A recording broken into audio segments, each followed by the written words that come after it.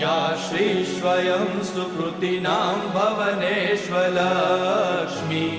पापात्मनां कृतधियां हृदयेषु बुद्धि श्रद्धा सतां कुलजनप्रभवस्य लज्जा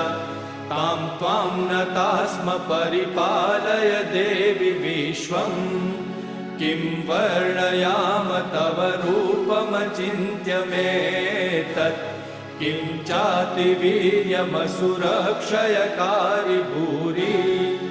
किं चाहवेषु चरितानि तवानियानि